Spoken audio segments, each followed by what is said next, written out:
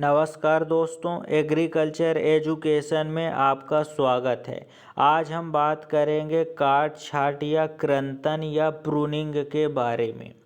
तो वृक्ष के किसी भी भाग को विशेष उद्देश्य से काट कर अलग कर देने की क्रिया को काट छांट या कृंतन या प्रूनिंग कहते हैं।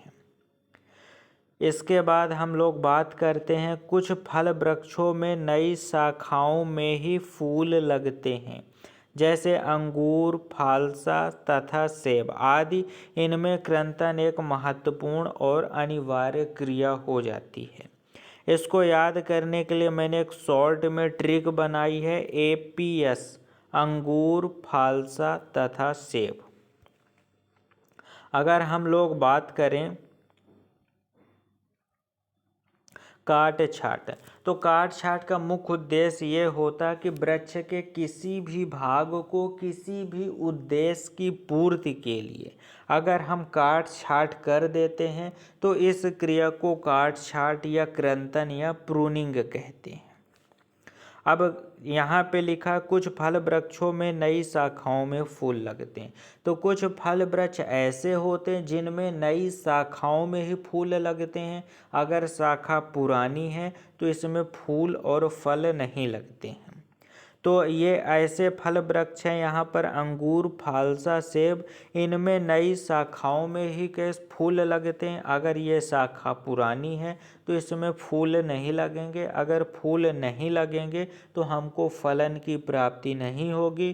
तो इन पौधों में जो कृंतन की क्रिया महत्वपूर्ण और अनिवार्य हो जाती है कि इनमें काट छांट करना ही पड़ेगा। अगर काट छांट नहीं करेंगे तो फूल इसमें नहीं लगेंगे। इसके बाद हम लोग बात करेंगे काट छांट के उद्देश्य। तो काट छांट के उद्देश्य में पहला है वृक्षों को कृत्रिम रूप से आराम देना। फल वृक्षों के बीमारी अनुत्पादक भाग को हटाना। फल वृक्षों में आपस में रगड़ खाती हुई सूखी व बीमार शाखाओं को हटाना। वृक्ष के एक भाग की ऊर्जा का स्थानांतरण दूसरे भाग में करके अधिक समय तक उपजाऊ बनाना।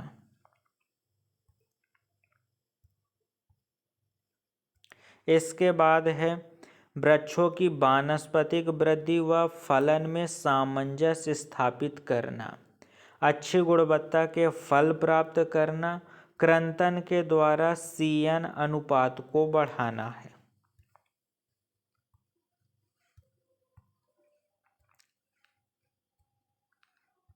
इसके बाद हम लोग बात करते हैं काट छांट के नियम।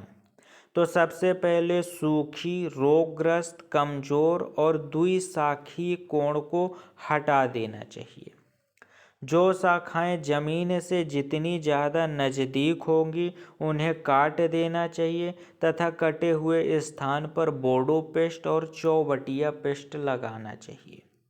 मूल ग्रंथ से निकलने वाली शाखाओं को काट देना चाहिए ताकि सांकुर डाली का उचित वृद्धि हो सके। इसके बाद है काट छांट का समय।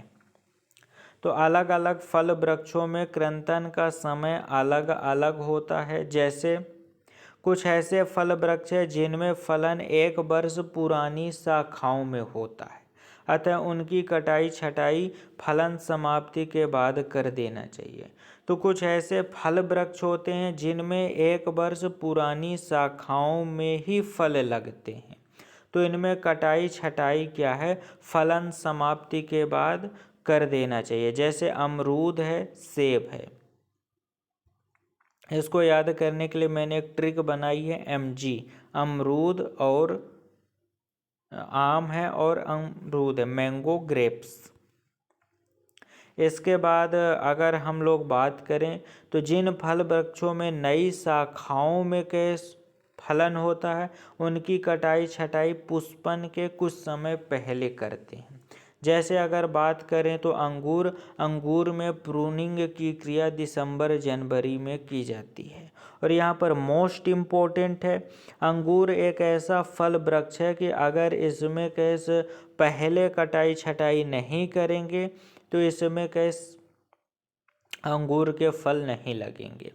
तो यहाँ पर क्वेश्चन पूछा जाता है कि अंगूर में कैसे प्रूनिंग का समय कब होता है, तो अंगूर में प्रूनिंग का समय दिसंबर जनवरी में होता है। सदाबहार एवं पर्णपाती वृक्षों में कटाई छटाई उनकी सुसुप्ता अवस्था में करते हैं। जब ये डोरमेंसी पीरियड में चले जाते हैं तब इनमें कटाई छटाई करते हैं। यहाँ पर याद करने के लिए मैंने ट्रिक बनाई है Na, नींबू और अमरूद। इसके बाद है गुलाब में जड़ कृंतन। गुलाब में जड़ कृंतन सितंबर ऋतु के अंतिम में या फिर वर्षा ऋतु के पश्चात करते हैं।